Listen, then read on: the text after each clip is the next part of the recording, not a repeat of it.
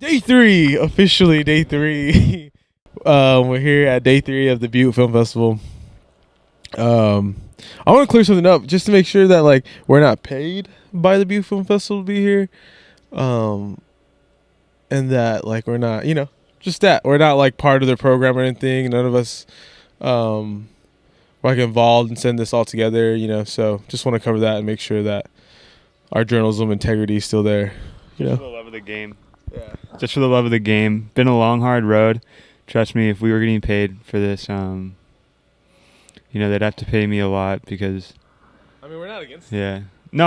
I'm saying like I'm happy to be here. I'm just saying like, it'd be a lot of money they'd have to give us because we've been here for so long. Like we're putting in the hours. But we're just doing it because we want to. So, yeah. Unless they want to pay me, then I'll do it. It'd have to be a lot of money, but I'd do it. Yeah. Well, day three, we got comedy right now. We got experimental films. Then they got some workshops that we'll probably maybe not go through because we're gonna eat some food and stuff. Maybe we'll stop by and see them. Try to get more interviews. Rain, please support us. And yeah, they got the awards tonight. I think we're gonna shit on everyone who wins. Yeah. Yeah. Yeah. We're gonna see if the awards are gonna be the people who threw the festival are the winners, and if that's the case, we might have some certain comments to say at the end of this video. But we hope it's a fair awards, and I hope some great people win it. So, last words, Thomas, before we go inside. I'm trying to not just do stupid jokes the entire time, but I really am super happy to be here. Yesterday was kind of the bulk of it. Yesterday was the big day. Today's still gonna have a ton of we're gonna watch a ton of movies. It's gonna be a lot of fun. We're about to go see some comedies. Yeah. So, yeah. I really hope they're funny. Hope they're I don't know. I'm putting my trust in these college students. And well, no, they're not all college students. I'm putting my trust in these young bucks. So yeah, I don't know. Let's go, man. Let's do it. Day 3, about to go into some comedy. So let's get into it, man. Yeah, this is like the Mexican. What are you wearing? Doc Martens. That's what I call them. These are the Mexican Doc Martens. The Latino Doc Martens. We started? Awesome. First interview for day 3, guys. Appreciate you guys. The next Disney star making movies. Would you guys like to introduce yourself and the film you guys worked on? Yeah. My name's Jacob Cotero. I wrote, directed, and edited Recital Roses. My name's Jacob Cotero. My name is Manuel Maravilla. I was the coach for Recital Roses, also transportation coordinator. He always makes us put that. If he's driving anybody around, he's the transportation coordinator in the credits. Well, that's Thomas today. He's ours. First off, just want to talk about you guys filmed a lot of stuff outside and in different environments. How hard is that, and how do you manage to make it all feel as cohesive as you guys did? Well, I appreciate you mentioning that, by the way, because we had people holding multiple umbrellas by the boom microphone right behind it because it would be windy. There would be little kids. It was a public park right behind an elementary school. But that was also kind of fun because they would come up to some of our crew they're making a movie over there. Is this going to be on TV? Maybe I'll send it to them on YouTube, but I don't know. They're little kids. It's we got to keep that distance. I think we interrupted some T-ball practices probably. Yeah. Do you want to say anything? For his audio, yeah, I forget what we did. I think we hid just an iPhone in his pocket or something, Yeah, so lots of work to go into the audio for sure. You got a question? Yeah. So some of the things that I thought, I laughed out loud at, the part where she's kissing the worms on the track, And I think stuff like that and talking about the Roman Empire during that montage, that was really funny to me. And I was just wondering, I think there's a certain charm to something being dated in that way, locking a piece of art in that way. And I was just wondering if you you know, consider like if that was something that came into consideration when you were making this, because especially if you're inspired by something like DComs, like those are kind of inherently dated, but like not in a bad way. It's just like in an interesting way. So I was just wondering how much, if you were taking that into consideration when you were making the movie. Yeah, it's actually something I was really worried about all the time, just because I mean it will be dated, and especially with stuff on the internet, jokes like that. It's like in 2 weeks, it's probably gonna be pretty old, like the Roman Empire stuff, asking your boyfriend on TikTok as a trend. Um, but even then, like I think if you were there, you experienced it, and if you're a young person, it could give you some nostalgia looking back on it. Even watching it, some of those jokes. We're on the Costco guys now, right? That's the train we're on now. Um, and kissing the worms, that was actually like the first thing that I thought of when she's training. Okay, if would you love me if I was a worm? How can I like show that little trend, right? I don't know. Are there any of the jokes that you think of that you told in the short that, well, maybe not as dated for you, but I guess for me, it was just mostly playing this character of being this like aggressive coach who does not want to be there. I guess it's not really having to do with internet culture, but I had a really fun time playing coach. And Jacob made me gain 20 pounds for the role, so. For you, how do you prepare for roles and like was there a tryout? How'd you guys meet and all that? So to put it short, me and Jacob are best friends. We went to Sundance together, and that's actually where he wrote most of the script in Sundance. And as friends, he just asked me, like, do you want to be coach? And I said, yeah, I would love to play that role. And to prepare for this, I mean, I have a little bit of a theater background. I did a bunch of plays and stuff and musicals in high school. So I guess I just get into the character and I pretend to be someone I'm not. I guess the way I put it is I lie to myself. 'Cause it's a lot easier to lie than pretend than like act. I guess. we also bicker a lot of the times, like not violent or aggressively or anything, but I was like, just feel like you're arguing with me, and maybe that'll help a little bit too. Yeah, anyone? Any more? What did you watch any DComs for preparation? Because I have a follow up. If you just want to say like yes or no, real quick. Did you? Like Disney Channel original movie? And then I was gonna ask if you did, which ones? So I took a lot from like iCarly and stuff like that, mainly for the colors and like the mood and aesthetic. But my big inspirations are movies like Ferris Bueller, Napoleon Dynamite. They're a little bit odd. It's always awkward. So if there is something that's like dated or strange, that's just kind of how the characters turn out to be either way. And so it gives you a lot of wiggle room to mess around with that. Yeah. All right, guys. Well, thank you very much. You guys want to shout out anything where people can watch the film? Maybe social media, anything? Yeah, my Instagram is Cotero _COTERO_, and we run the Davis Filmmaking Society. So just look for us on YouTube, Instagram at Davis Filmmaking Society, everywhere. Yeah, I think you pretty much covered it. My Instagram is Manuelito _1965. So watch out for me. Thanks, guys. Appreciate you guys. Thank you for being on Modern Girl Media with us. Thank you so much. We'll just keep it going. You want to go? We'll keep it rolling. We'll keep it rolling with our next guest. With a sick leather jacket, I might add. Could we get your name and the movie you were a part of? Hi, my name is Sophie, and I was the director, writer, and editor of Decoys.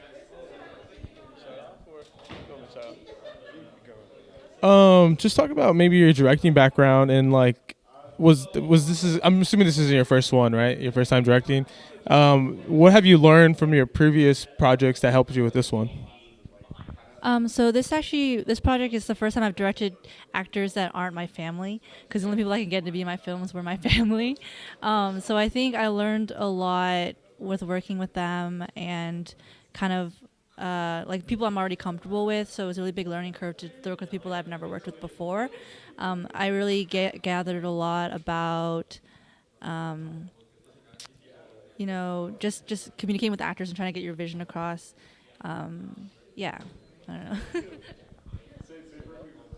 don't know. So just for the uninitiated, could you give an overview of the film that you had in Buff and, kind of the process of, creating the concept for it? Yeah, so Decoys is about a group of friends who are decoys for the FDA, and they accidentally stumble upon a giant duffel bag of cocaine. And then just about them trying to get rid of it, including wacky ways like taking it and baking it into cupcakes. The idea came from a job application that my sister got to be a decoy for the FDA. And I just thought it'd be funny if she somehow like landed into a bunch of drugs when she did the job. But I also like the idea that being or pretending to be older than you are, and something about being like growing up is a really interesting concept of like when are you actually grown up. Is it certain milestones in your life that prove that you're grown up, or is it like turning a certain age where you're suddenly legal and can drink alcohol. I just thought there was really interesting like themes there about where you are in your life, and I wanted to highlight that in the more dramatic part of the film. Did you run into like any issues while filming, and then like did you overcome that if you did? Yeah, definitely. Mostly it was just trying to film outside. I've never really done a lot of outside work. So the sound was a really big issue because we kept getting Britney Spears songs playing in the background from a baseball game that was happening. It was also like a big challenge to have my actors pretend to be high off a mysterious drug that like wasn't cocaine. So that was really a kind of a struggle, but that was a lot of fun trying to figure out and navigate with my sound guy. Awesome. Well, is there a place where people can watch the film, and just any shout outs you like do in social media? Yeah, my Instagram is Imperfect Pictures Productions. Oh, sorry, Imperfect Pictures Films. I just changed it. But you can watch all my short films there, including Decoys and the upcoming one that I'm making called And Yesterday and Today and Tomorrow. Thank you very much. Appreciate it. Thank you. Nice to meet you. Woo! Oh, we're lining up. We're here. How many seats do we need? Do we need 3 seats? You guys are here. Oh yeah, someone can sit in the director. Yeah, you can sit in the director. I'm not sure. No one's sat in it yet, so I'm not sure if it'll. Yeah, I don't know. Yeah, who's gonna do? All right, we're here with just everyone's just state their names and the role they played in the movie.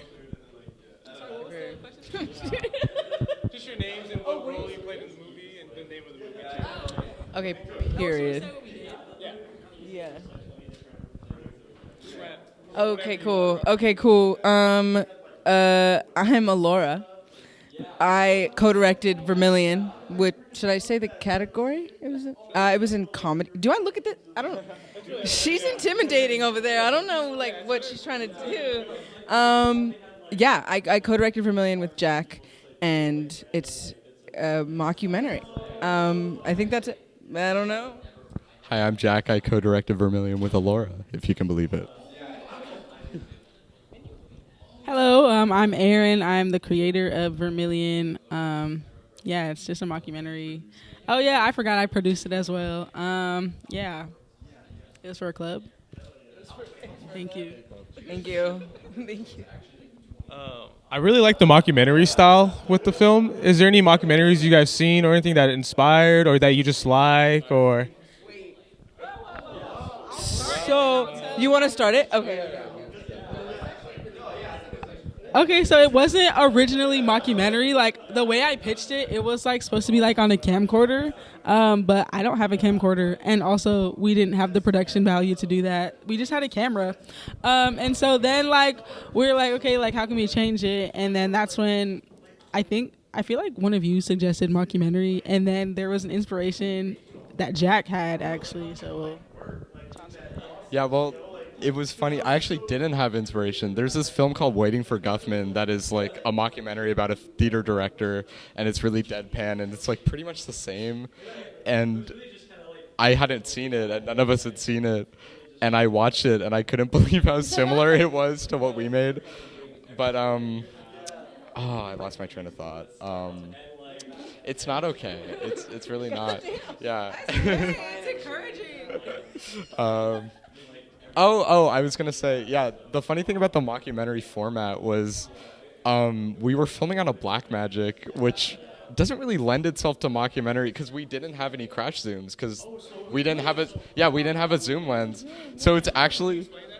Yeah. So like zooming, like if you've seen like The Office and there's like a comedic moment, like you're gonna maybe like zoom in on the. Yeah, exactly. Like you'll like zoom in really quick to like emphasize a comedic moment. And for some reason we had a Blackmagic, so the aspect ratio was like really cinematic, and we didn't have a zoom lens. So it's like a very interesting mockumentary in that like it doesn't take advantage of all the like benefits of the format, but we did what we could, and I'm proud of like how we kind of mixed like the more cinematic look with like the mockumentary handheld. Yeah. I do actually.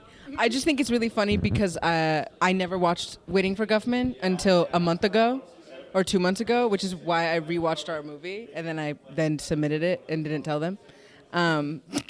But it's like a complete ripoff in like the best way. I think it's an ode. I know what it is, and I had no idea. And I directed the whole thing, and I was like, yeah, this is so crazy.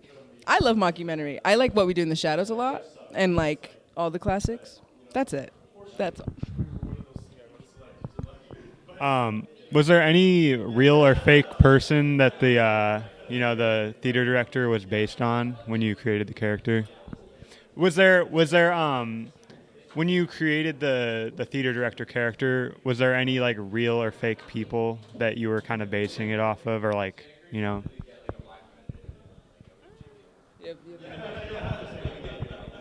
I don't know, I guess because like I said, it started off as something different. My inspiration was just kind of, I also really love mockumentary.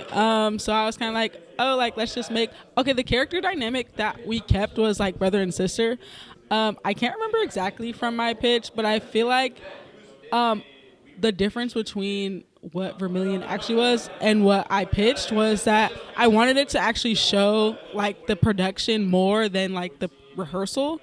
And so I forgot how we got to Harry. I can't remember if I had his character trope or if that was like written in the script. I don't think I did though. It was supposed to be like brother sister. Yeah. People like watching an asshole, I think. It's entertaining.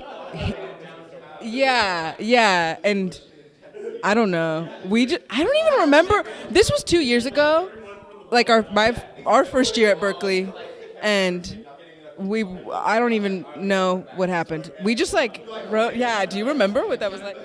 I kind of remember in the script Harry was more kind of anxious. Like he was less of an asshole. He was like a loser and like really insecure about himself, which shows through the.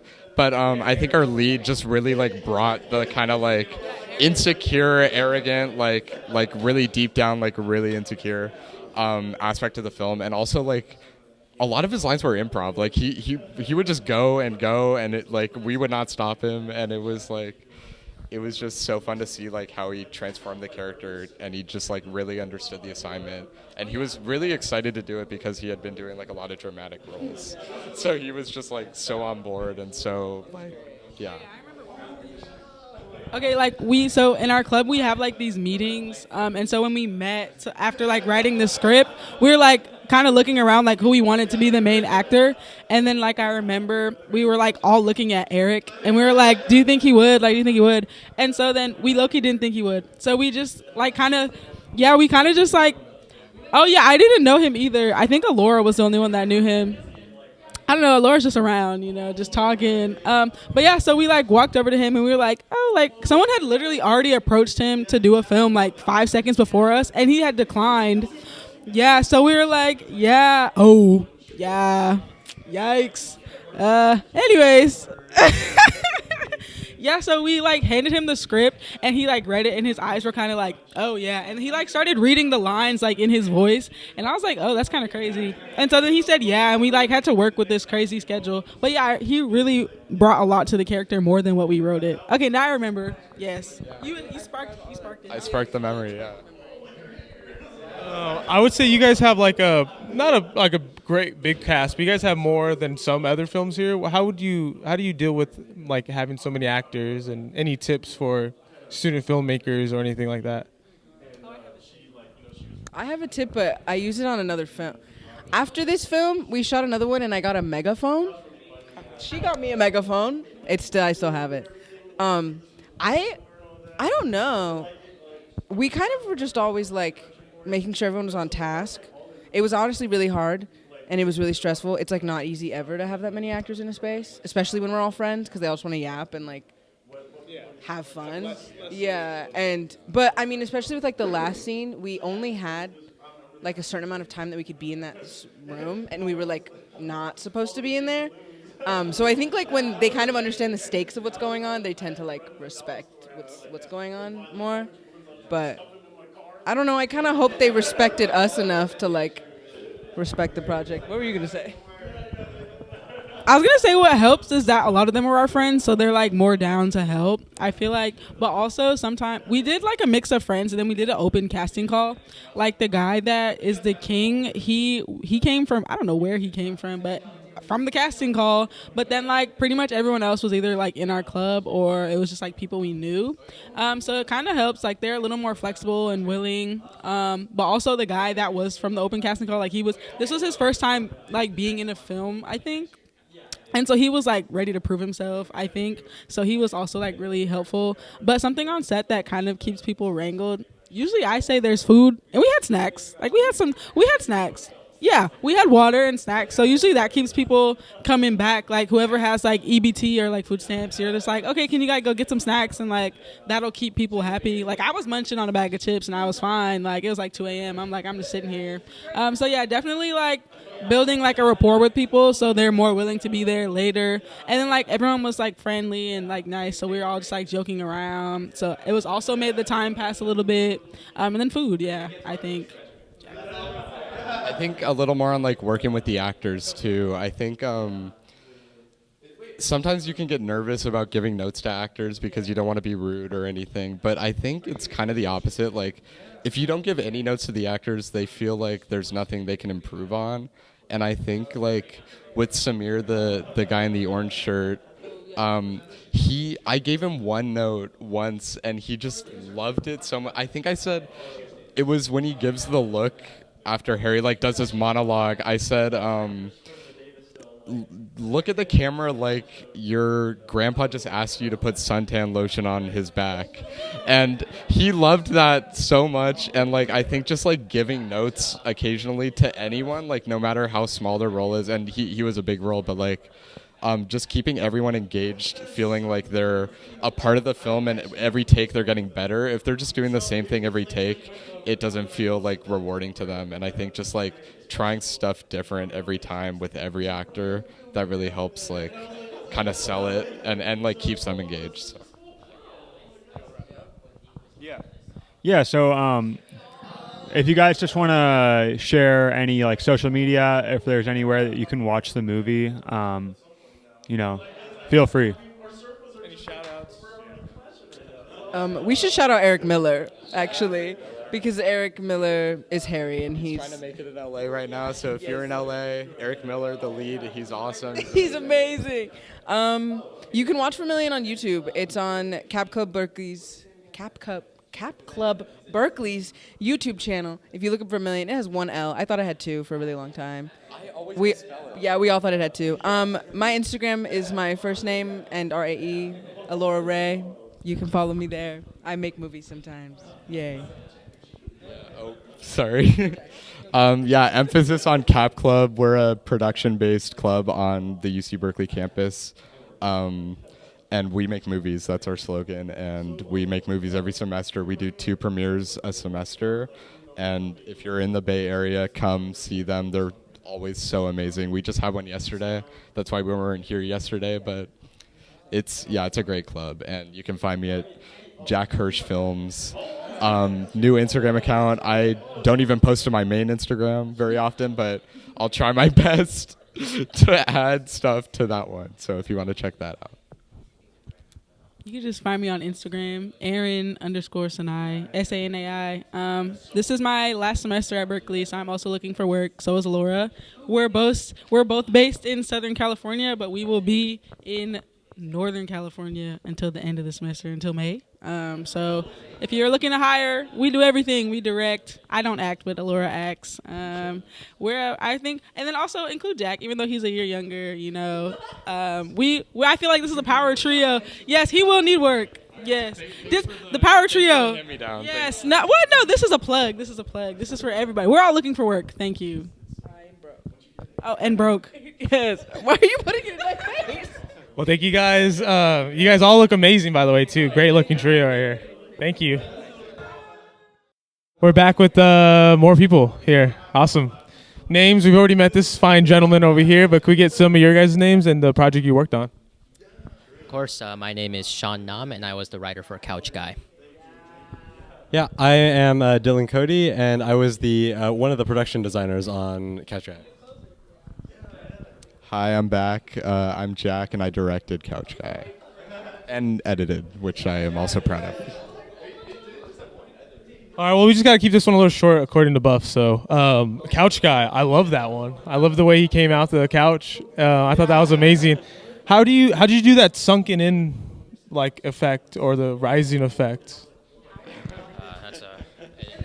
That took a while to figure out because we were going for something simple this semester or this cycle, and we were like, okay, we'll do a laid back story mostly in somebody's apartment. And then we realized we don't know how to make somebody come out of a couch. So basically what we ended up on was we split the frame in half and played. So Bruno, our actor, slid down like this on the couch. So that was half of the frame. And then he put his legs down on the other half, and then we played it in reverse. So it's weirdly simple for how long it took. Like, it ended up being very simple, but it took a while to figure that out. But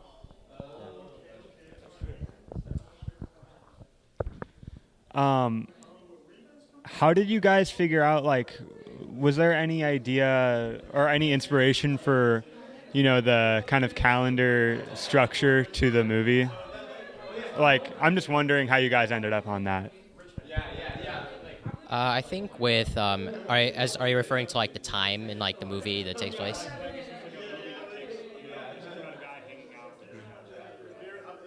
Yeah, so I think once we finally conceived the idea of the movie, we wanted to stress the passage of time, partly to really like push Plato, our main character, like to his limits toward the end, which like drives him to follow Couch Guy into the couch dimension.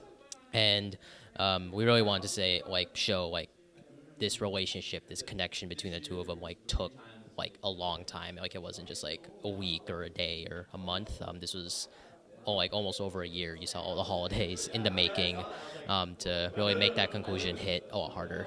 Yeah. Say anything? Well, appreciate you guys. You guys want to shout out any social medias and where people can watch the film for us? Do you want to take this one? Or? Okay. I mean, Couch Guy is going to be releasing soon, I think, on the Cap Club Berkeley YouTube channel. You can find it at Cap Club Berkeley. Is that the handle? YouTube.com/CapClubBerkeley, and you can also find us at CapClubBerkeley.com. And we are the #1 production-based film club on the UC Berkeley campus. Do you want to shout yourself out? Oh, yeah. You can also find me at probably _Dylan_Cody on Instagram. I'm SSN_films on Instagram. What do you guys say about day 3, Thomas? Day 3's been great. I continue to be impressed by the level of talent by these folks.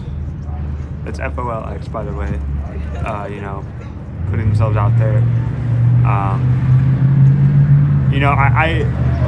With every category, I kind of think like, how are they? We watched Experimental, and I was kind of like, okay, let's see like how, is this going to be just a bunch of bullshit, or is it going to be like actually, some good stuff, and you know they went crazy. They did some really good stuff, so I'm really happy with it. We want to get a rig rundown again. Oh yeah, got it. I got the hat, my dad hat. You know, I got the 2K for the hat. You look like George Clooney. Yeah. 2K for the hat. Tell us about your glasses, bro. Talk some shit, bro. Come on. I got the Matrix glasses on right here. Yes, sir. How much the cock ring? 50K. How much cock ring? You know, I actually am doing a brand deal with them, so I can't disclose that right now. But you know, right now I'm just like testing it to make sure I actually like the product before I advertise it. Yeah. You know, I got the Uniqlo sweater on. Got the classic. Or no. This is Depop sweater. Depop sweater. Uniqlo. You know, fitted pants. I got the suede. Got the Docs. You know, they're just like some slip-ons, keeping it casual today, I guess.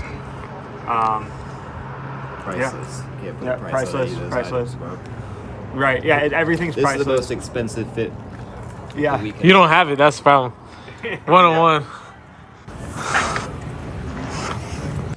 Hi, I'm Celine, and I directed Paper Boats. Dude, I really love Paper Boats. How many like paper boats did it take to do that scene? Did like any of them go down early? Did it take a while? It's so funny because it only took us like 2 or 3 times to do that scene, because I mean the essence of the film is it being a natural movie, and so we wanted to portray the pure and the innocence and the naturality of women, and so we didn't want to like overdo it, because at the end it all worked out, and so we just like, as in the end of the movie, we just let it flow, and so that's how like literally the paper boat also flew. So yeah. Can you like describe the movie? There's not a lot of dialogue at all, right? There's no dialogue when we went in. We watched it yesterday. This movie was day 2 of the film festival. Can you just explain that? And I also like when you did the multi boxes at the end. Was that with the nature scenes, or like wasn't there? I don't know. But just all right. We'll just talk about the movie in general, because there was no dialogue, and talk about how hard is it to do a movie with no dialogue, or how do you feel you were able to do that? Okay, so I actually am a very visual person more than a dialogue person, and so for me, what was natural was to film a movie because there's so much stuff that you can portray without using your words, and also it's impossible sometimes to portray and depict your feelings without with talking, and so we just wanted to create this film that's like largely visual heavy, because this movie is like a painting, or like a frame. Like you peek through this woman's eyes, and you see the world through that girl's eyes. And so we just didn't want to tell the audience what to think and what to see, because being a woman is not that easy, and also everyone's experience is very unique in life. And so we didn't want to have this dialogue that's like concrete. We wanted to let it flow and let people interpret it however they like, because as I said, everyone's experience in life is so much different. So yeah. How do you work with actors when there's no dialogue scenes, and how do you direct them and stuff like that for that? Yeah, no, it is difficult. That part of only doing visual heavy scenes is difficult, but you need to really talk to them, and you need to just get to know them and dive deeper into their characters, and also just have very, very deep dialogues in how they perceive life and how you perceive life. And I was so lucky because my actors, we had very similar cultures too growing up, and so it was really easy to connect and just portray that part of our lives. In a way, it was just kind of, we connected in our hearts, and it's all about that. It's all about portraying what you feel and your heart and your passion. Well, thank you for that beautiful answer. Anything you want to shout out where people can watch the film? Maybe any social media? Anything you like? Yeah, so our film was also produced by Cap Club at Berkeley. It's a lovely club. They have so many supporters, and everyone, whenever you have an idea, everyone will pitch in and will do everything to make that idea come true. And so, yeah, shout out to Cap Club at Berkeley. Any social media? And also, You mean mine? Or just wherever people can follow you if they like the film, It was also put to YouTube by Parea Productions, and so yeah, follow Parea too. Parea. We're here with whoa, we got one of the things fell over there. We're here with the creators of, it was the Hazy Pink Door, correct? Yes. All right, so if you guys just want to give your names and tell us what you did on the film. Okay. My name is Jean-Pierre Christian Alexander Petrie, and I am the writer, director, and actor of The Hazy Pink Door. And my name's Ian Anderson, and I'm the cinematographer and the producer on the film. All right, cool. Just want to say, this is easily one of the most striking films that I've seen so far at the festival. So, I noticed the comment about when you're walking and you have all the kind of different shots overlaid. You referred to it as like the Wong Kar-wai shot, right? Am I correct? Yeah. So I was just wondering, like, what your favorite Wong Kar-wai film was, and if there was any other filmmakers that you were inspired by. Either one of you could tell me.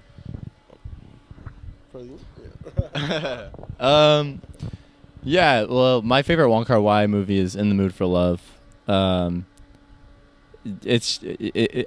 probably seen it like 10 times. I don't know. I have a soft spot for those love movies, and then that one just the tenderness that they kind of like.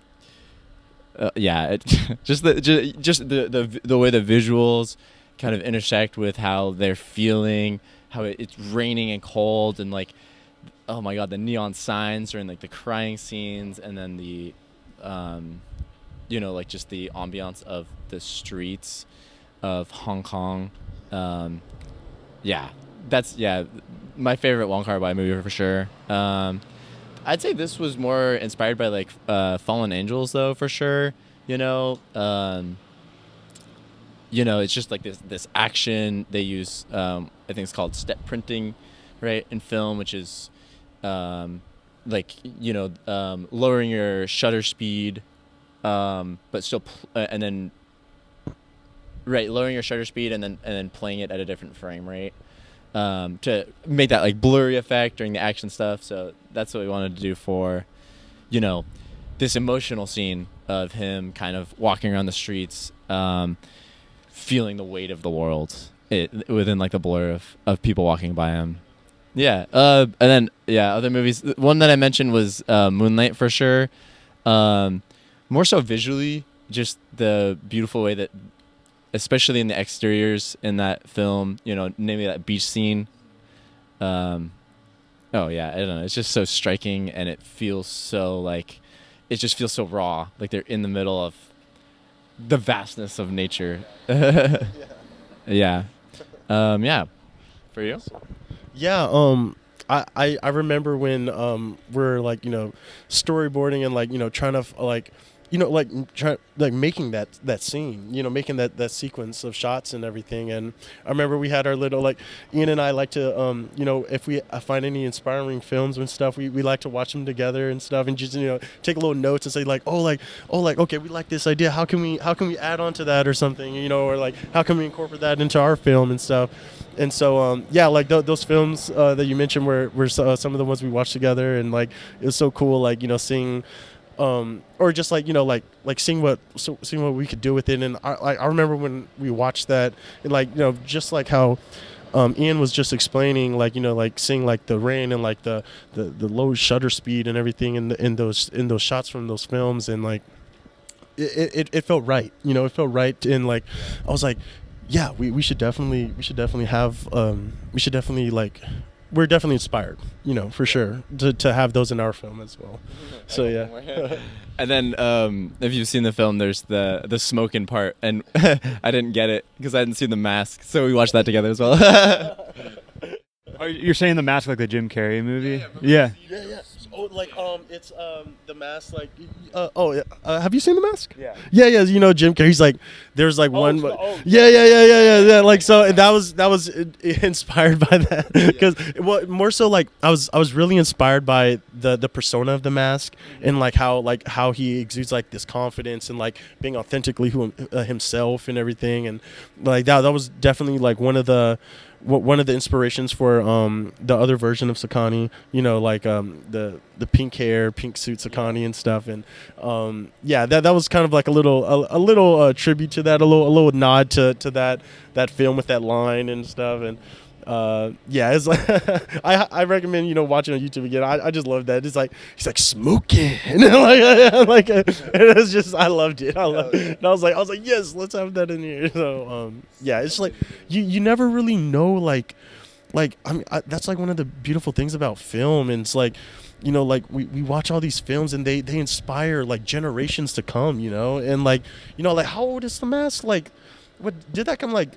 90s, right? Like, and now like we weren't even thought of then, and like and now we're like adding it in our films and stuff. And it's like like that's like one of the beautiful things about filmmaking. It's that timelessness, you know, like how like we don't even like the people that made these films weren't even in our lifetimes, and they're making such a impact on us and like such an influence on us.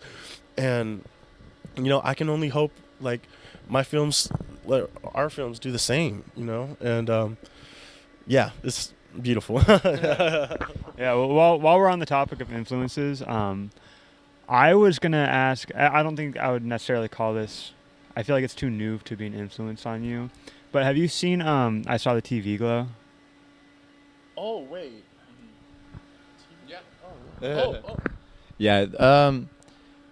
Yeah, I watched it, and I think I remember being like, oh, this is a little hazy pink tour. It's a little hazy pink tour. Yeah. I mean, I'm not trying to say like did you guys finish the movie within like the last year? Yeah. Okay. It was in the spring. Yeah, so it's like that movie's like too new, where it's not like I'm saying you're like ripping them off, but like I mean that movie, but that movie there was at least like 3 different times where I was watching your movie where I was like, this is like that one part from whatever so I mean I just thought that was really funny, but that was more of just a personal question because I like just recently watched it and I was, you know, a lot of parallels there, but I completely I completely agree. Like parallels. Like we're even saying like because Ian has directed some films of his own, and there's like there was one film like yesterday. I think it was in the drama section. I don't know, but like there's like these like little moments, like, you know, where like there's like these little parallels and stuff, and like it's so cool to see. It's like oh, okay, like everyone has like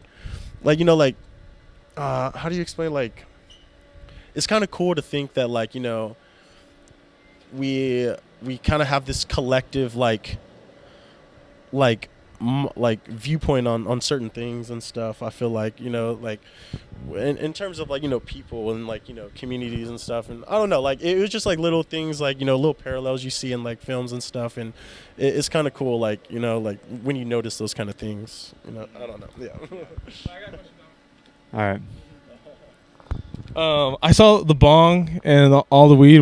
Me and Damon are definitely weed guys, not so much Thomas, but he gave us like a favorite strain or something, or was weed actually the smoke in the movie, was actually weed smoke, or? Oh yeah.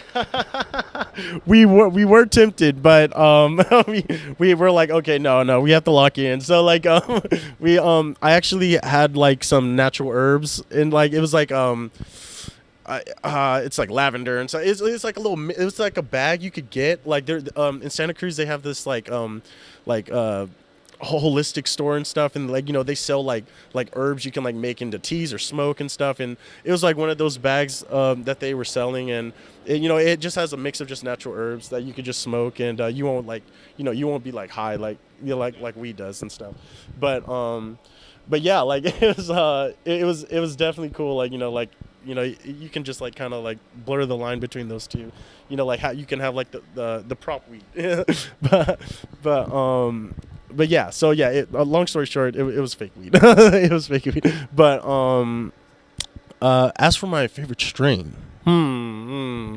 let's see here. I'm an indica guy. I love me some indica. Yeah. So I think I want to go with Skywalker OG.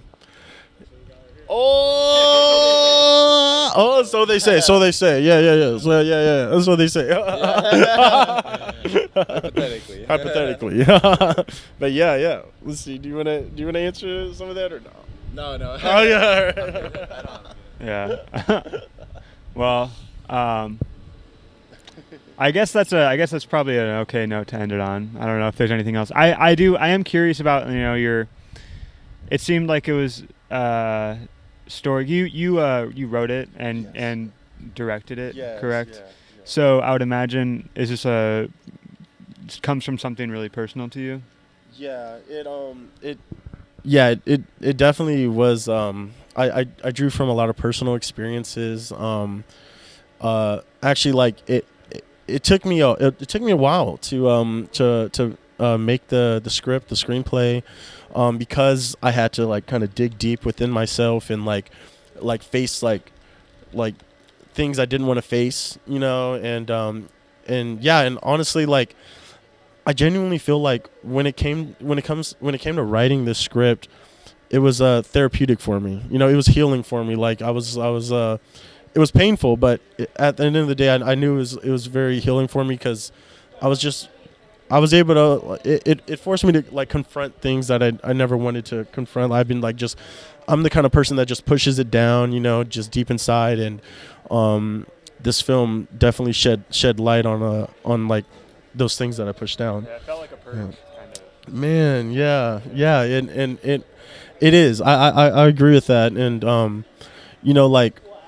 I feel like we've been submitting to festivals and stuff, and it's all great, like, and everything. I love it and all, but I feel like even without submitting to festivals, like this film was like very personal, and like if anything, like I feel like I needed to make this film, like for myself, and yeah, it's regardless of like I don't know, it's a special. This film holds a special place in my heart, and I feel like it's always going to hold a special place in my heart, and yeah. I guess on another note, I was getting a little stage fright in the like Q&A and stuff on the stage and everything, but I feel like one thing about this, or like the message of this film for me, I feel like is just like to find like it's really addressing just like love and like unconditional love and like the importance of it, and because like I feel like a lot of people like we have like this kind of like, at least it feels like it, like conditional love for each other at times, or at least that's what it feels like. And I feel like that this film was like kind of like a message on just learning to like love yourself and learning to like love the people around you, and it's yeah, it's really important, like, because you never know, like, how much you mean to like the people around you and stuff, and like how much like what you say means to people, and yeah. So I kind of wanted to get that like across, because I didn't really say that in the Q&A, on stage and stuff. But yeah, I don't know. Well, I'm happy you said it here, because it's gonna, your message will just exist forever on YouTube. So, I guess if you guys just have any future projects or any social media or anything that you want to shout out, just anything, now's the chance right here. Okay, yeah. Well, you can follow me on Instagram at Big Fella JP. So BIG period fella period JP, and that's my Instagram right there. That's my Instagram handle. You'll be able to keep updated on like all my work and my future work to come. We do have some stuff in the pipes right now. Like we have some ideas that we've been considering. It's still in the brainstorming phase, but we definitely want to stay creative, and we want to keep this momentum up and just keep creating. We kind of like made this like a promise between each other is like, we gotta stay creative. We don't want to lose our passion, and like we really want to just like keep going and keep chasing our passions, and like to just keep creating, and keep having faith in ourselves, because it can be hard, especially as like student filmmaker, indie filmmakers. It can be hard to or it can be easy to like doubt yourself at times. And I'm so happy that I have like Ian with me, because like it definitely helps me to keep that passion alive, and like I never really told you this, but like you really helped me to like keep chasing after it, and like like whenever you hit me up, you're like, hey, we got a story or something. I'm like, oh yeah, like let's do it. And so yeah, it's I guess that goes back on like you never know the impact another person has on your life, and I'm so grateful, because like it really pushes me. It really pushes me to keep going, and keep making stuff, and have faith, and yeah, we're gonna make it, man. yeah. Man. Yeah. I don't know. Yeah. I mean, what I learned from this project was that, I don't know. You can have the most like an incredibly emotional journey just by making a film, and it doesn't really matter what happens to it. But if you put your heart and soul into a film, it can be one of the most powerful experiences of your life. And I genuinely think this was one of the experiences in my life where I think about a lot. I'm like I really, like who cares if the film was good or whatever, but like I feel like we had a lot of fun making a piece of art together, and I helped you express something that was like really, really important to you, and that's like huge. And then if I could end it on anything, this is what I've been telling people, because I'm meeting a lot of students here. I've talked to so many people who are like,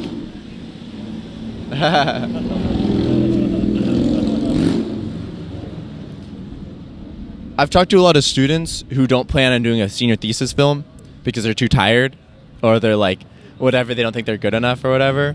But what I've seen, especially in San Francisco, especially in the Bay Area right now, is the film industry there's a lot going into thesis films right now.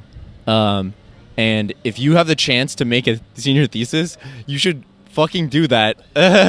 Fucking do it, and put your heart and soul into it. Give it everything you got. Put all your... Well, I don't know. I'm not going to make your economic decisions, but put your heart and soul in that shit, because...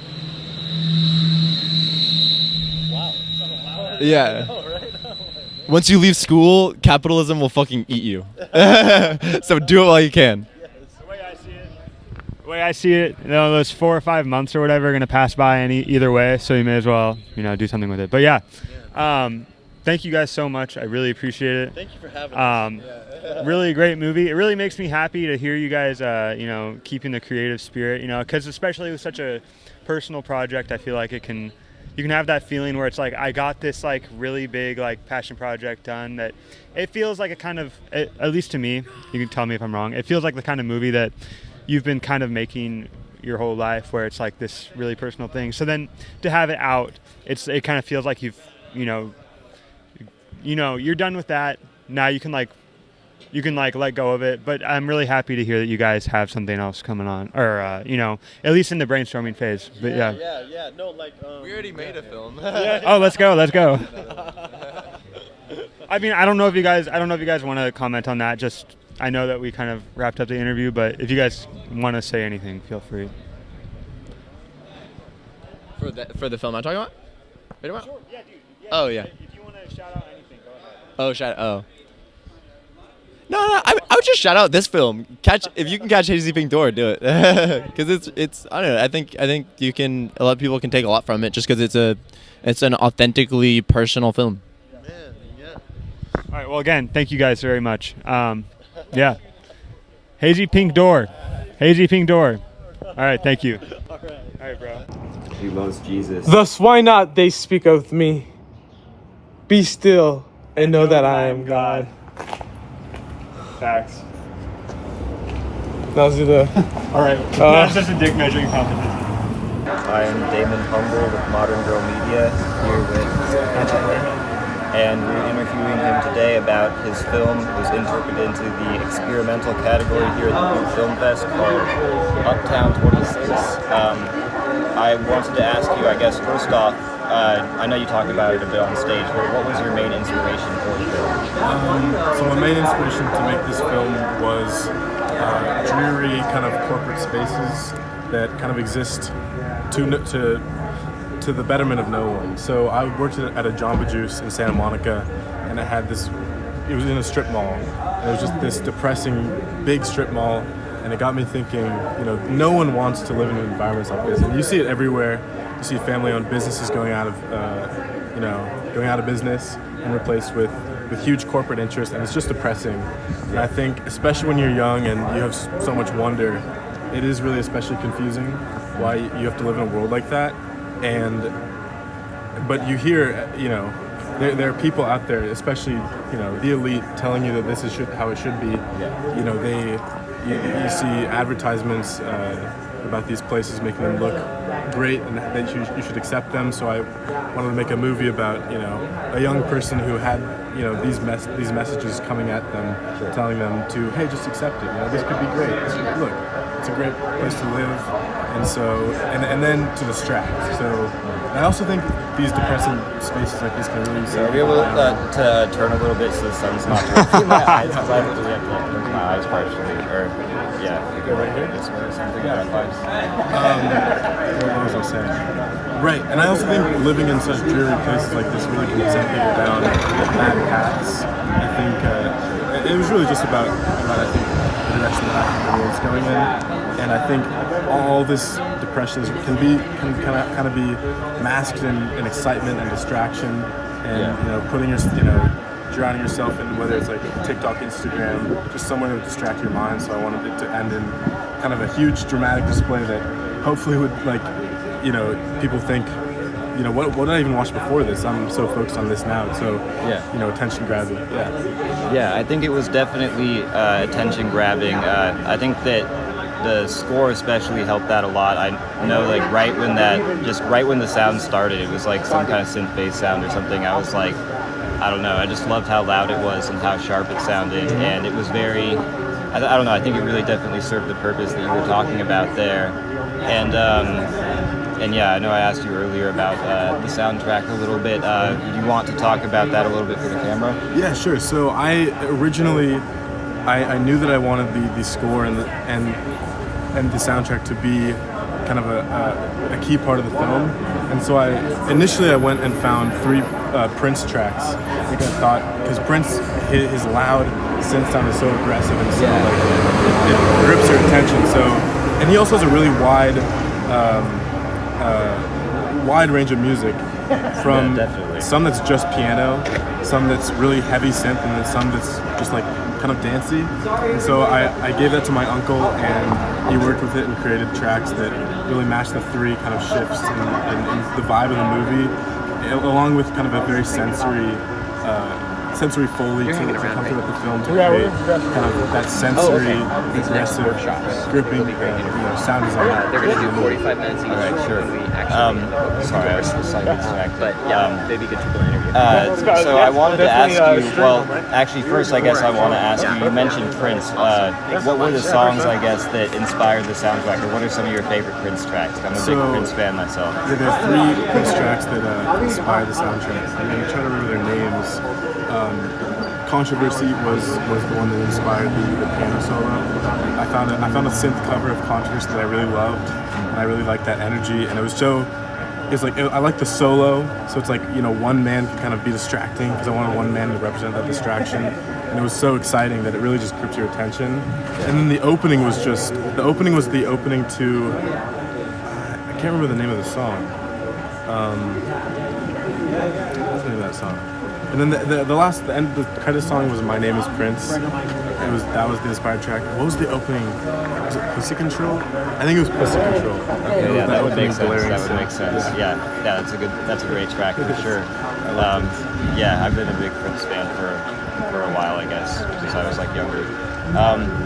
One of the things you said earlier was that you wanted the film to kind of make people think about how they are coping, I guess, or like kind of point to how people are coping with changes in the modern world and kind of like masking some of the maybe depressing feelings that they should feel with some kind of strategies. What's like a healthy coping strategy? What would you recommend that people do, or what do you do?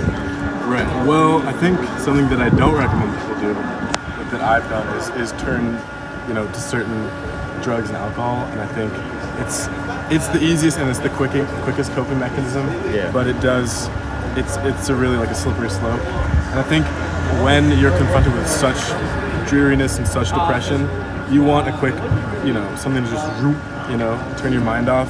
Yeah. And I think that you really can't blame people for turning to that when the wealth gap is growing in the country.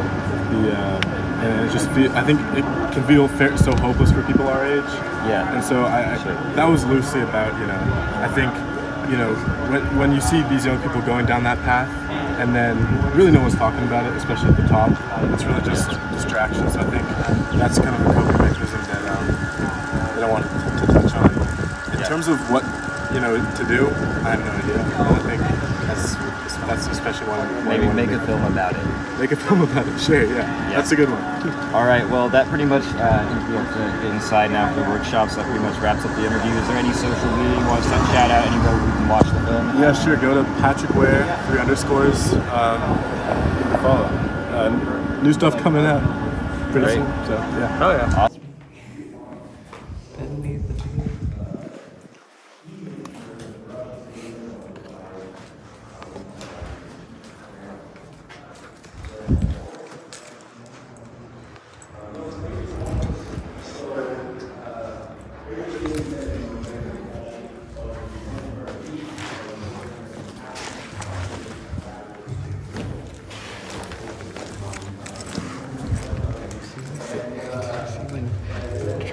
Drake posted the Instagram story about like gambling. No, it was like a few days. No, it's posted these stories. It's like, it's like, how did you get so rich? And it's like a montage of this stuff. It's like, because I never gave up. And it's like people like, he's promoting big gambling. No, it literally was. Like, it was like an ad. Are you pro gambling? Well, Drake said it was okay, so yeah. What the left doesn't want you to see. It's not. They just kicked us out. Kicked us out of Butte Film Festival. We're on the streets now. We will not fear death. It smells hella fishy over here. Yeah. Maybe we're near the salmon hatchery.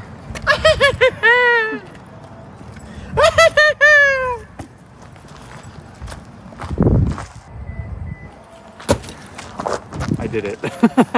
Bro, I do so many. The Christmas trees behind you guys now. They're calling it a holiday tree now. We don't say Merry Christmas. We say Happy Holidays, bitch. Got rid of. I was watching. Happy Holidays, bitch. Yeah, well, you know. He walked away. Be a good boy.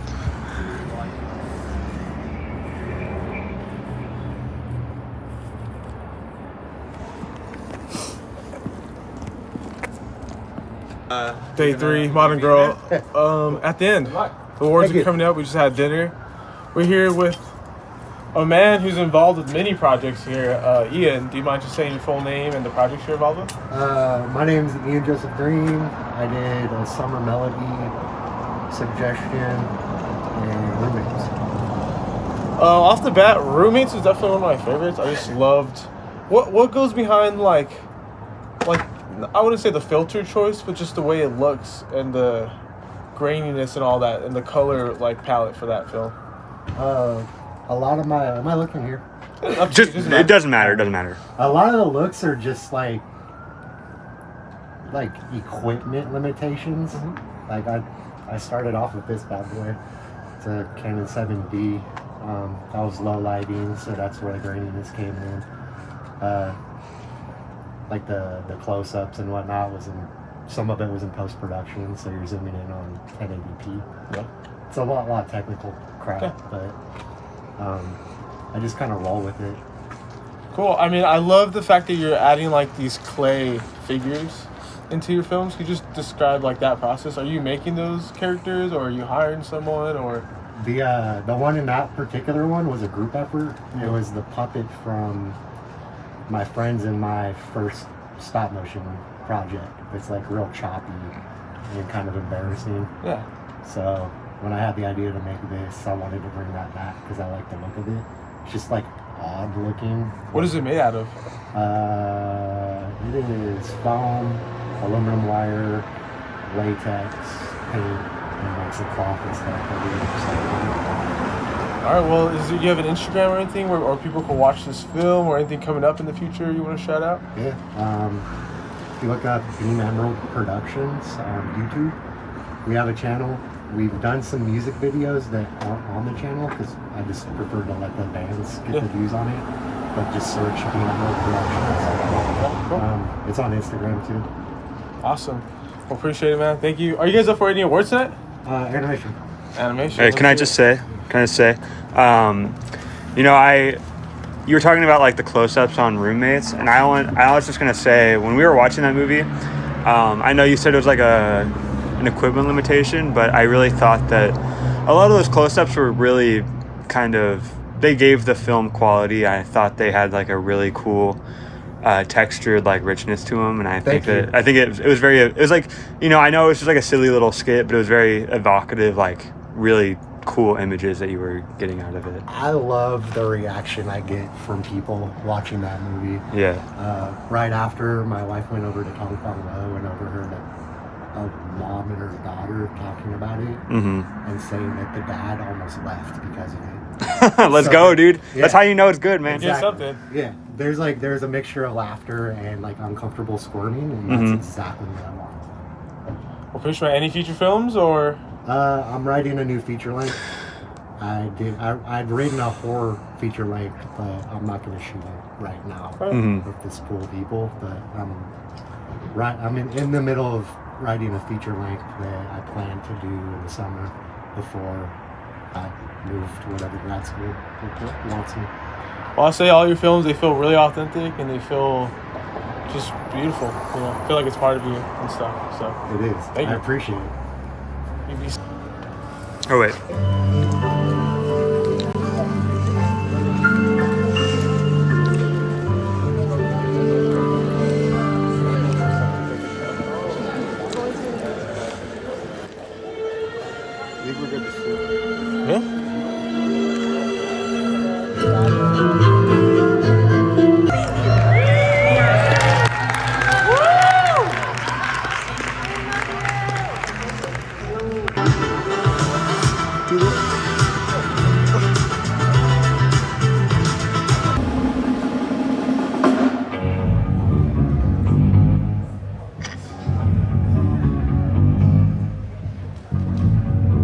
You unlock this door with the key of imagination. Beyond it lies another dimension.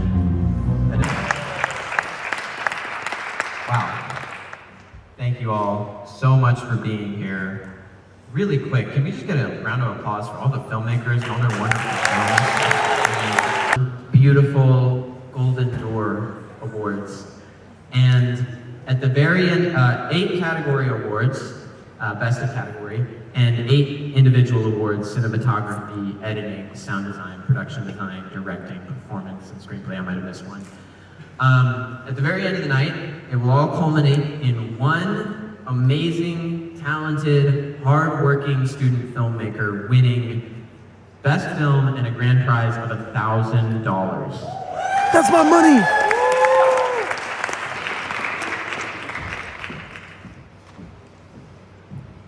Everybody, my name is Libby and I am part of the programming team. And tonight I will be presenting the Action Sci-Fi Award.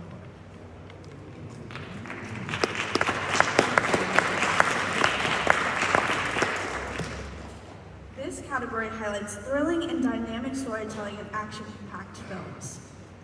The nominees are Maestros,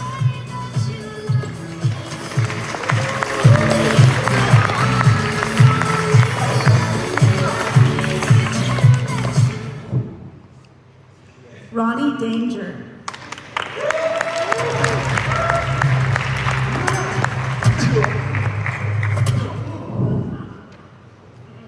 Esther is me and you are a liar.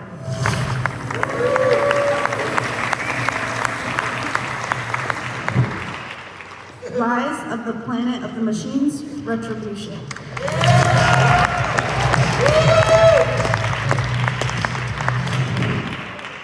And the Best Action Award goes to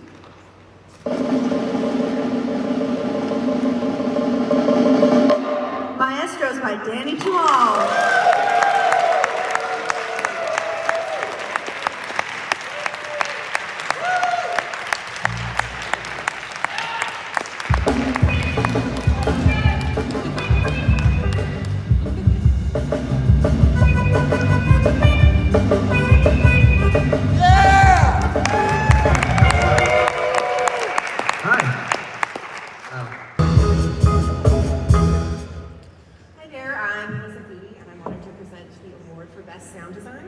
This award is sponsored by Discover Chico.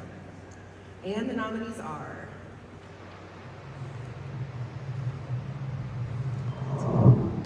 Where the Heart Lies, The Map,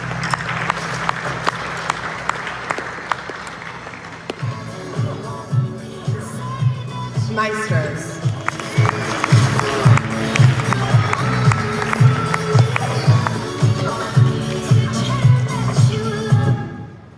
Rent a Hero.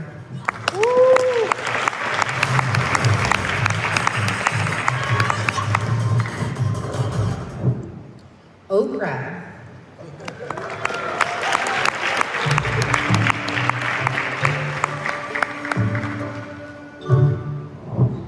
Smallwood 2024.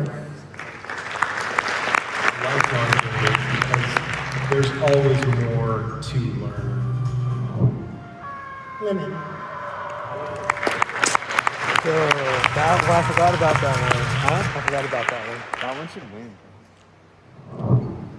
Thickaton Valley.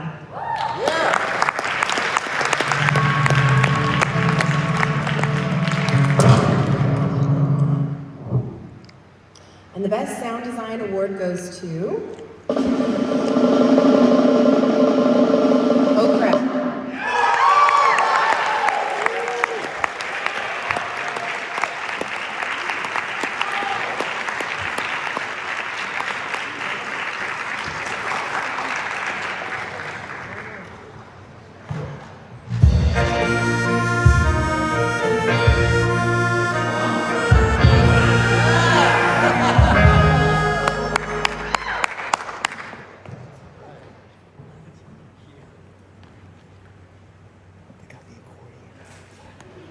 They got the accordion.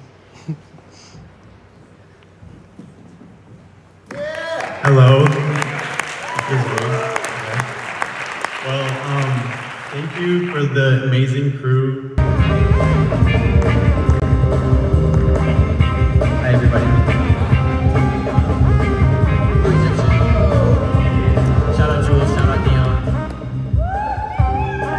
Yeah, so we can stop for Hello, I'm Curtis, and it is my great, amazing honor to present the award tonight for Best of Category Animation. This category absolutely floored me, as I'm sure it did many of you. I wasn't expecting to tear up at the animation category, and I did. And the nominees are Oh Crap,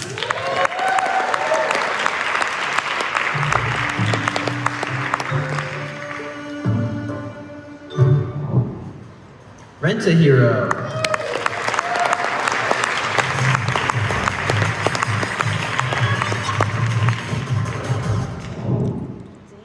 suggestion.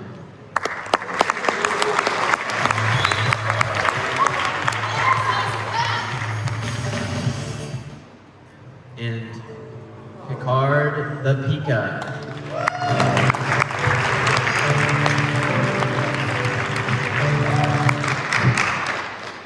And the Best of Animation award goes to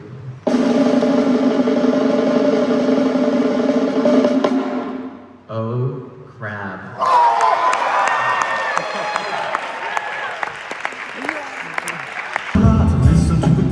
Listen to the rhythm of the streets. Open up your eyes, open up your ears, get together and Alright, hello everyone.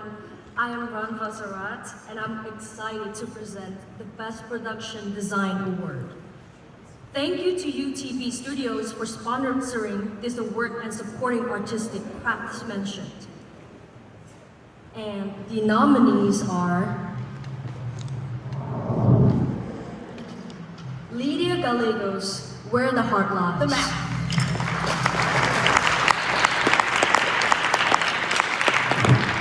Clinton Posey, Dream Girl.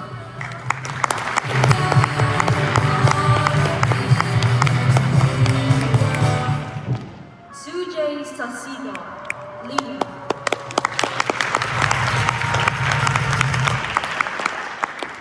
And the last one is Jack Hirsch, Coach I got Couch Guy. Are you guys ready for this? And the Best Production Design Award goes to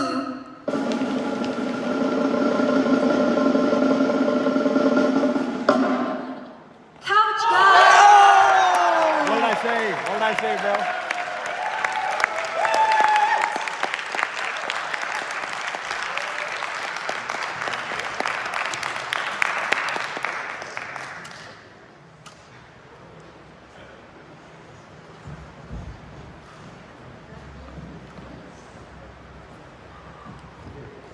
So many more, thank you.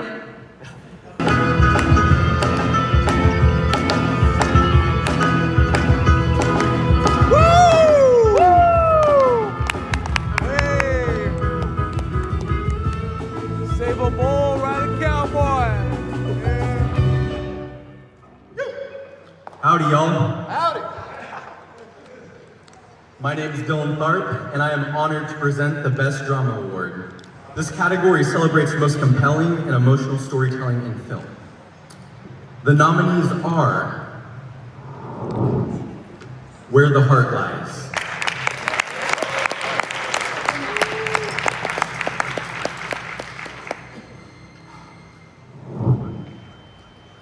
Consequences,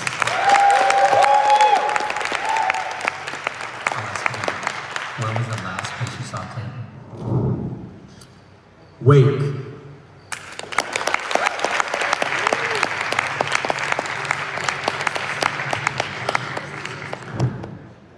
Sueños de mi hija,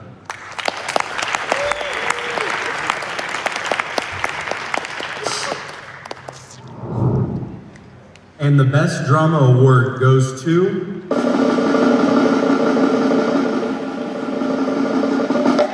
Where the Heart Lies by Brianna Chapman.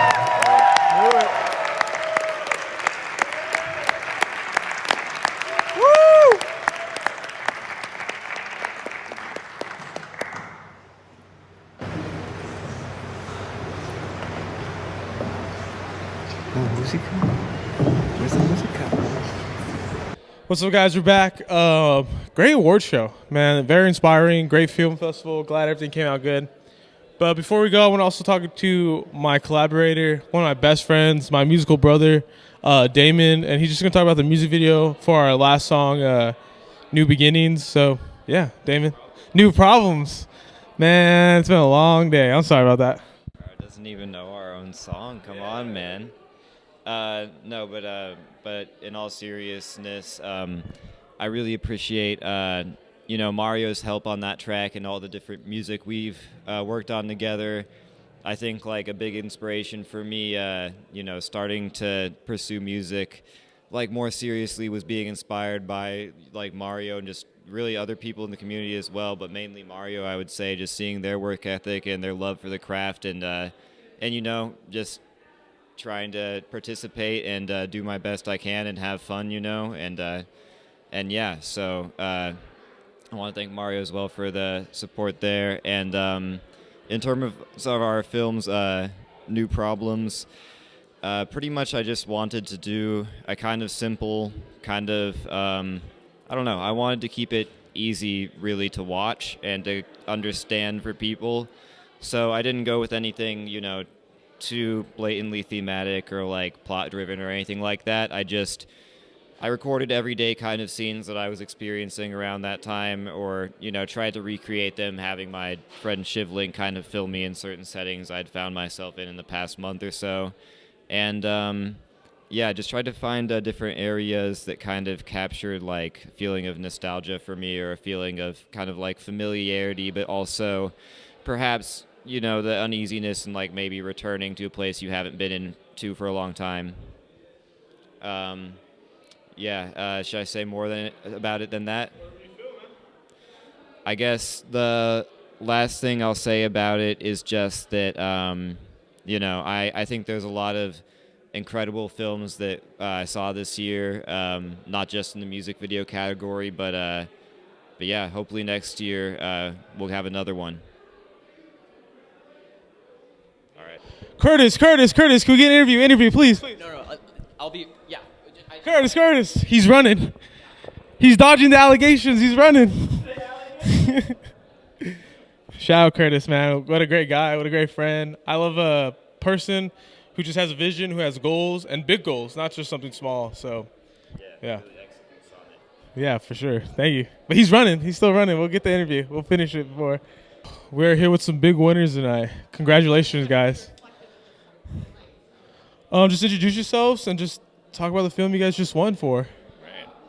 Well, my name is David. I was one of the producers and cinematographer of Where the Heart Lies. And I'm Brianna. I was the writer, director, and other co-producer of Where the Heart Lies, and we won the Best Drama Film.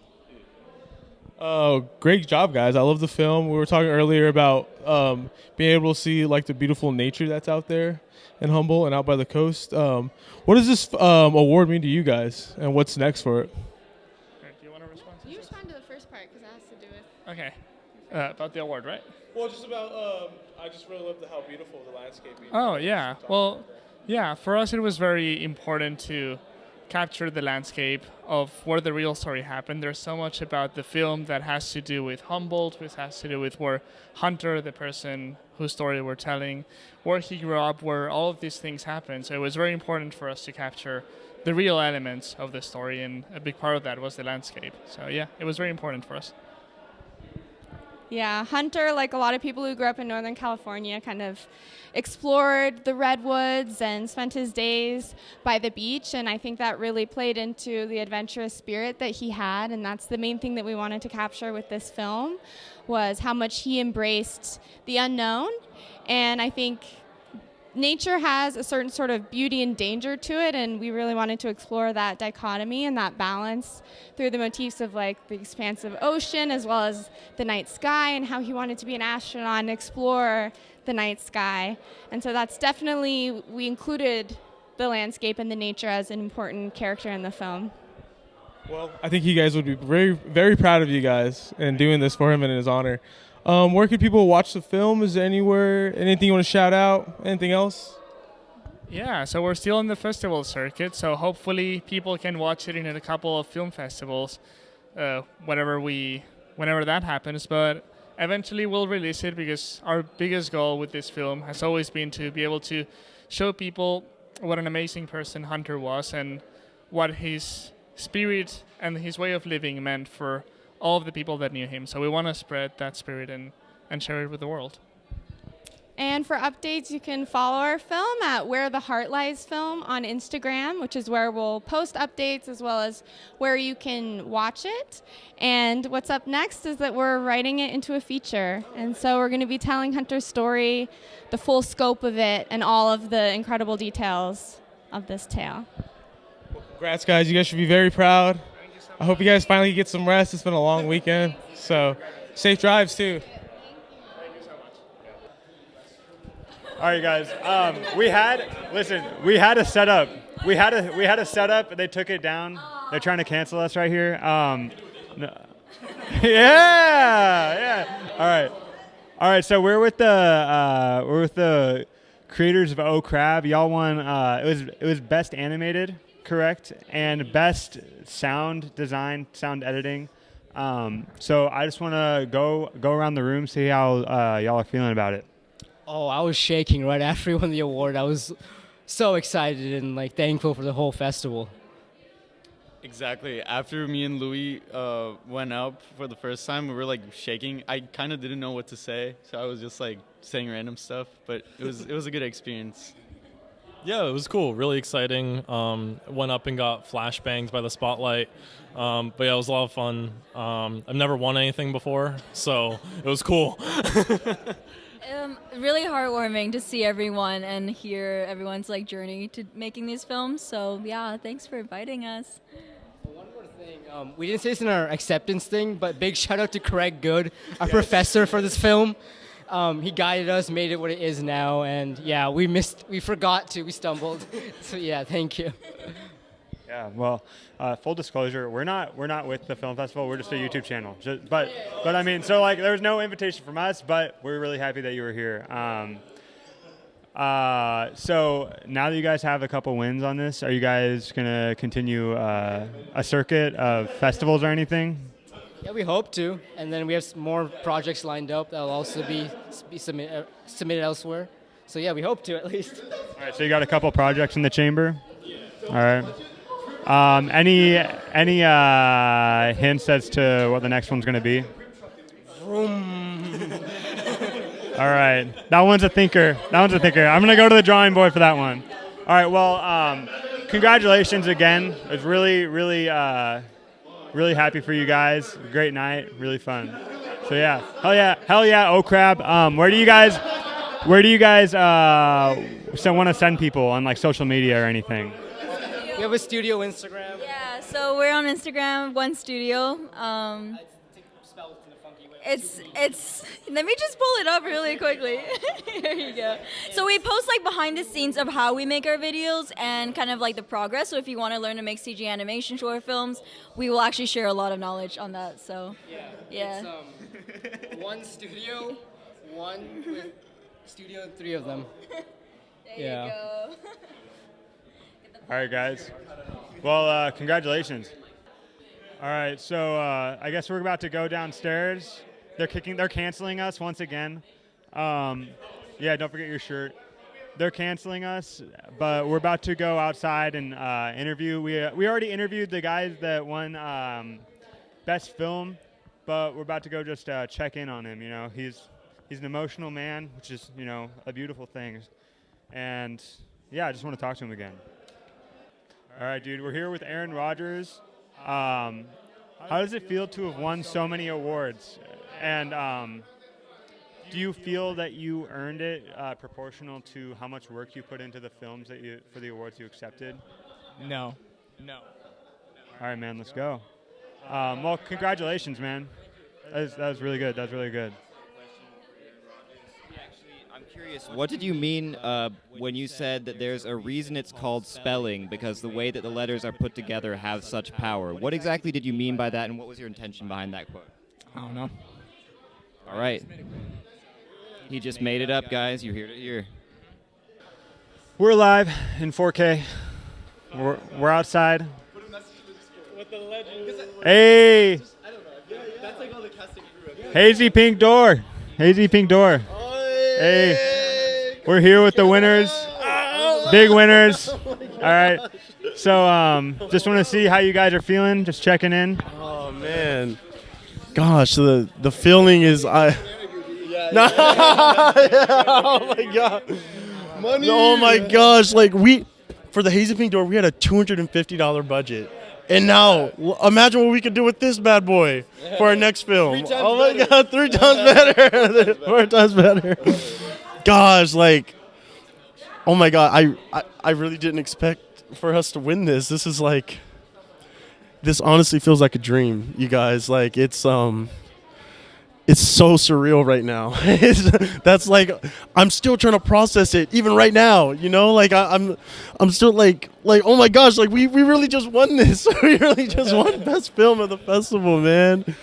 And I'm beyond grateful, like just right now, just with like my friends, my family, my crew, just everyone, like the Buff family, like everyone just believing in us, you know, like I feel like it's just beautiful, you know, it's so beautiful. And I'm so blessed to have people like all of you folks, all of you lovely folks just around me right now. Like it's just celebrating this, like, yeah, it's surreal. You want to say something, man? Yeah, of course. Shit. I mean, fuck.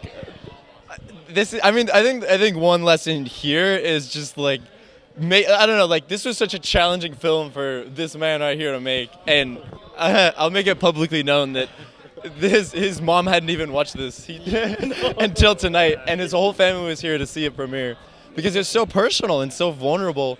But like making a film that has that much heart and soul in it it can be seen and appreciated by other people, and it's motivation to do that. Use film to express yourself, and use film to make your life better.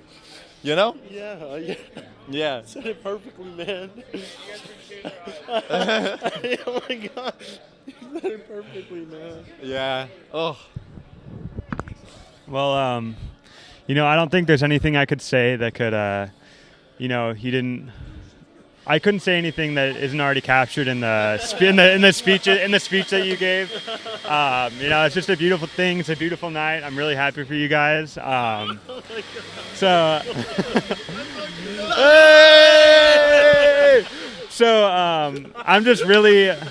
really looking forward to whatever you guys have going on next. I'm gonna, it's a couple of names to watch out for. So, yeah, man. Yeah, dude. We're the next big filmmakers on the scene here, you know? All right, bro, let's go. They're only gonna get more personal. Fuck that money. Yeah, man. Well, whatever happens, I'm looking forward to it, man. So, yeah. Yeah, thank you so much. Thanks, man. Yeah. All right, bro, we got him. We got the maestro himself.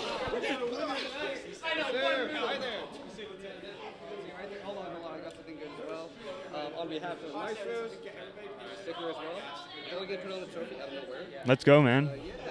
Maestros! Hello there. Sorry, we're working with the one mic. All good. I like that. It's like Billy on the street. Yeah. All right, bro. Yeah. So, it's best action, right? Yes, sir. Yeah. Best action. So, general feelings. Just grateful. I didn't think I'd be winning anything, not gonna lie, at all. I really loved, I think it was the one with the machines. That film was actually my favorite out of all the action stuff. That was sick, but I'm just really, grateful to have won an award and to have that film recognized and just be shown one more time because this is a movie I really dreamed to have shown as a feature.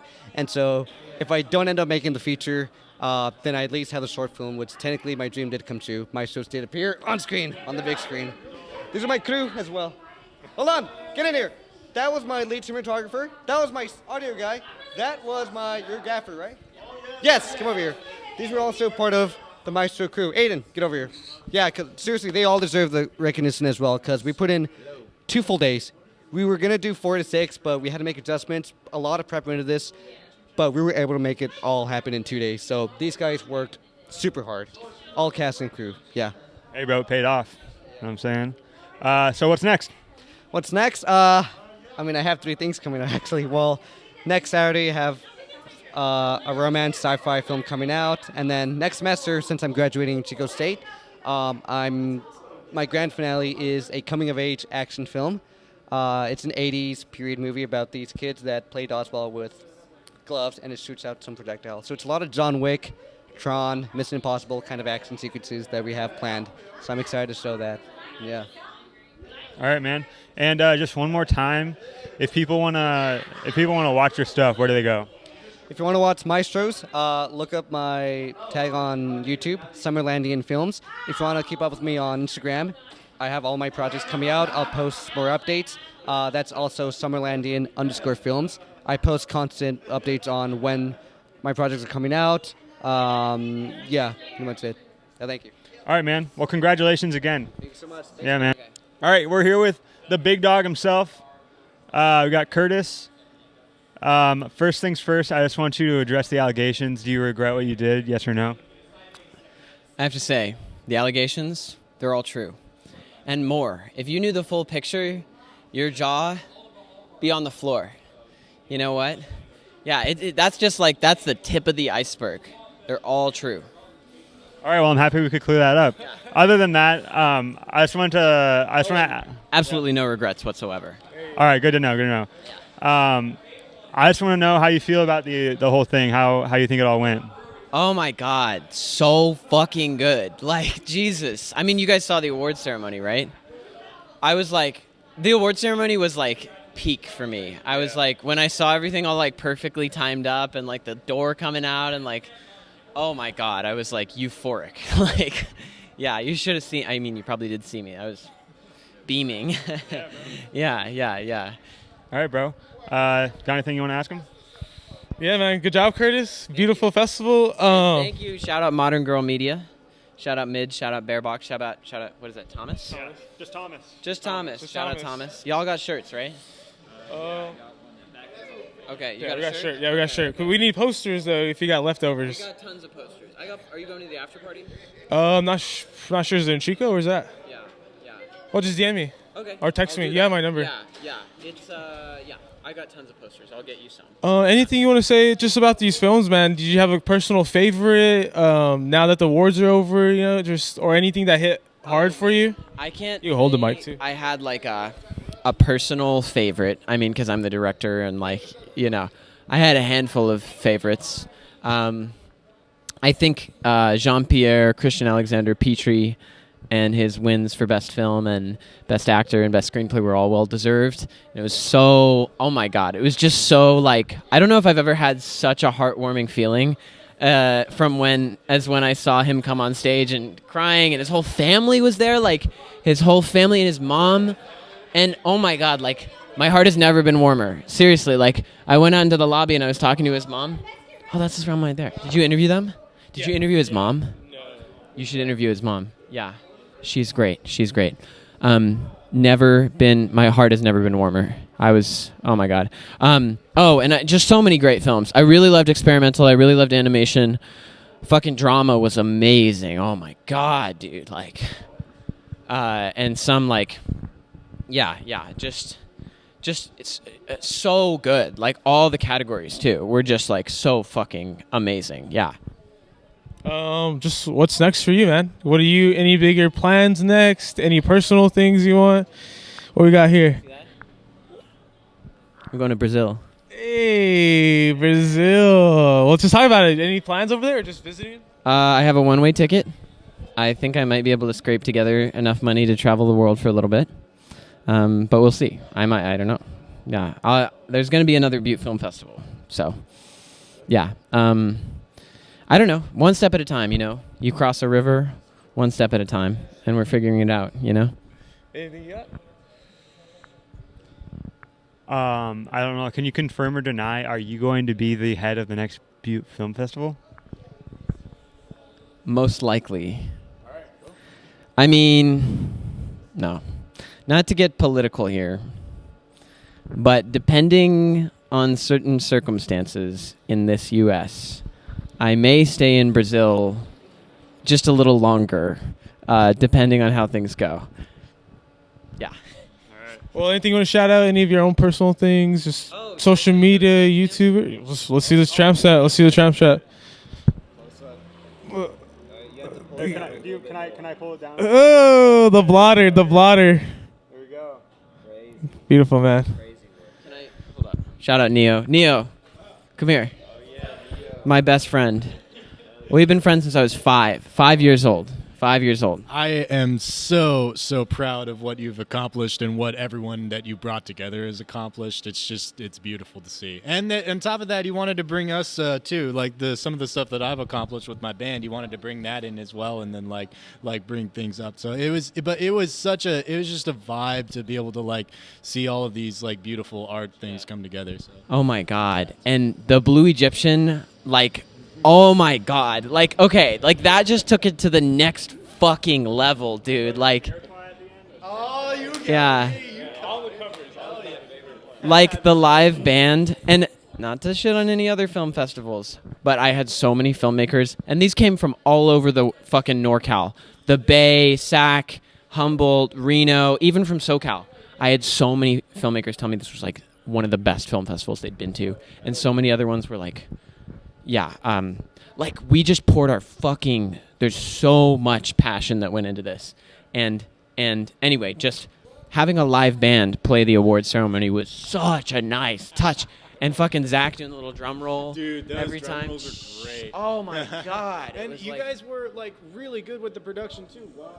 Wyatt and a couple others were working really good with. Did you interview Wyatt and Kevin? I don't think so. Ah, okay. Yeah, no, the Wyatt and Kevin. Yeah, they were both very instrumental in getting it, getting us cued, like making sure we were ready to go for the song, making sure that we were on time for your thing, for the Twilight Zone thing. There was a lot. And it was cool too. It's something our band hasn't done before, which is like doing like something, it's something our band hasn't done before, doing like the studio type of deal where it's like you got like the performance that's happening, and then we're just like we're the backing band for that, and it was a total shift from what we've used to do, just like normal shows and whatnot, like playing on a stage or playing at a bar. But this was a total different. It was like being Jimmy Fallon's back in. It's a whole separate thing, but really cool, really educational for us, and just beautiful to see. So it's a blessing. Thank you, Neo. It's my brother. Who do we have here? Hi, my name is Nicole Gutierrez. I only acted in the films that I was nominated for. 2 films, yeah. But I am a producer, director, writer, but only. Wait, you are? Yeah. Wait for not these ones, but other films that I'm in different. Okay. Yeah. And they're in other film festivals, but yeah, these are the only ones I don't know what to say, but. You want to shout out the films you were in? The films that I was in for this one were Ronnie Danger and Two Top Expo, which Two Top Expo was created from a 48-hour film project, so that was really cool. And then Ronnie Danger was for a group assignment. So yeah, I don't know what to say. Is that okay? Thank you so much. Okay. Appreciate it. Thank you. Hi, Thomas. I'm Patricia. Patricia, it's really nice to meet you. We've already spoken to your son a couple of times. Yeah. I just wanted to get some feelings from you and how you feel about tonight. Oh my God, this was so exhilarating, exciting all at one time. And it's his first film festival. And I was like, okay, am I going to come Friday, Saturday, Sunday? Then I came on Friday with these 2 young men. And I couldn't believe just all the films were so good, every category. And I was just tickled pink. So, this your child. And they say, okay, I'm going to school for film. And you go, okay, film, where's it going to go? But that's his passion, and I support everything that he does. But oh my God, I was so excited and so proud, so very proud of Jean-Pierre, because as storytellers, my parents I'm first generation California. My parents are from Louisiana. And when you go back in the South, they have so many stories, and they tell these stories, and then you want to pass them on to your children and their children.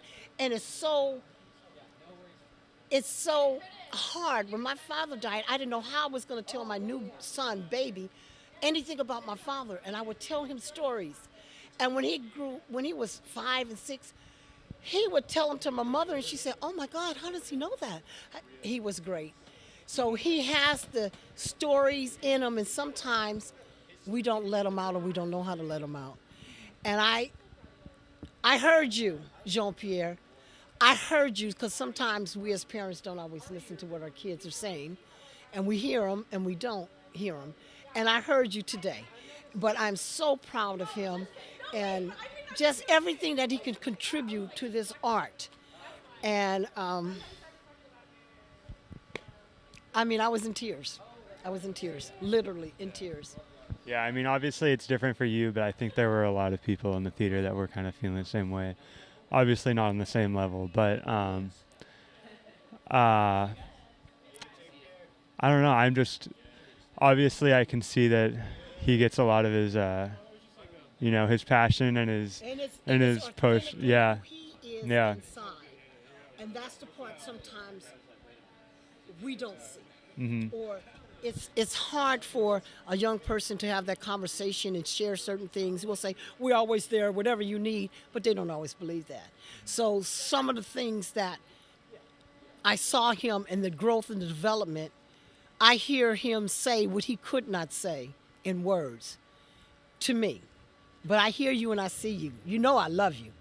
Okay? So I think that's so important to convey a positive message, not just to me, for other young people that may be experiencing the same thing or may have the doubt or they don't know how to validate themselves sometimes. It's always good when somebody do that builds that self-esteem. But sometimes we don't always do it. You know, I was a workaholic. I was always working. But now it's like, wow, I'm retired and I see this growth. And every time as a child we go to the movies, he would say, why are we still here? I say, we have to watch the credits.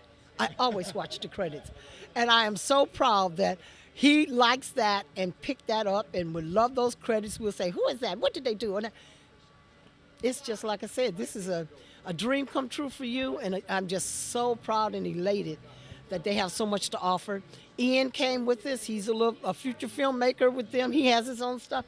So the networking that he do, the people that he meet, and I know they spoke about that, I don't know if it was Friday or which day, that you get that network going with people with like ideas, and then you go to this person. You may not know him, but now you do. Then he's going to learn your friends and whatever. And can you imagine if they all got together and just made something beautiful? And we need this in the world. We need something with a positive message. And that's the most important thing. Well, thank you. Thank you. I really appreciate you coming out and showing love. Yes. So We'll be here next year supporting whomever. We will still come and support. all right, well, wonderful. Thank you. Okay. Well, Thomas, we did again. Any closing words for the film festival? Love you, man. Love you too, Damon. Thank you for helping us out. It was a great time. We were out here. We learned a lot. We met a lot of great people. Hopefully we all communicate again and reconnect. And yeah, I think it just inspired me just creatively, beyond music, visually. That's something I feel like I've been lacking. So I feel like these films have opened me to that in ways I just never have before. So yeah. Yeah, man. I feel like not to be too fucking melodramatic, but I do feel like I've kind of just coming here and like seeing this community and stuff, it's really changed. I don't want to say it's changed me like fundamentally as a person, but it's definitely changed my perspective and like my, it's like relit a passion, in myself for independent filmmaking because, God damn, bro. I love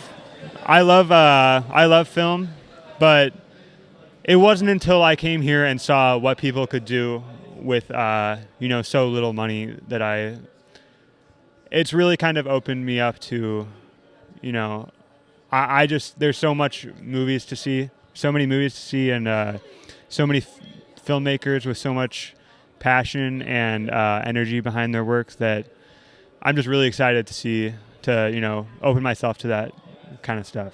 So, yeah. Yeah, I will say with me and Crizo, shout out Crizo, we wish you were here. We always talk about when we do music reviews about people complain there's not a lot of good music out right now, but I think people are lazy sometimes and they don't do this research and they don't look locally. And I think that could go the same way with film. I think if you do some more research, I'm pretty sure there's always great filmmakers and creators around you. And it's just about reaching out and going to local things like local film shows, local film festivals, and yeah, just trying a little bit harder, I think, is a big deal. So, anything to close out, Thomas? If there's a film festival near you, just go to it. Yeah. Who gives a fuck? Damon, we'll let you close something out with it. Yeah, I think it's just great to see people actually put actions behind their ideas. You know, Curtis didn't only have a great idea for a film festival, but he executed it super thoroughly. I'm incredibly grateful just for the access we got to all the different creative people and filmmakers here, and yeah, it was a great experience. Well, this has been a Modern Girl production, dude. This is gonna be a long video, so please like some real YouTube shit. Like, comment, subscribe as much as you can. Check out all these amazing artists and all these original films. And yeah, Modern Girl out. Day 3, Butte Film Festival. 3 days. Tired.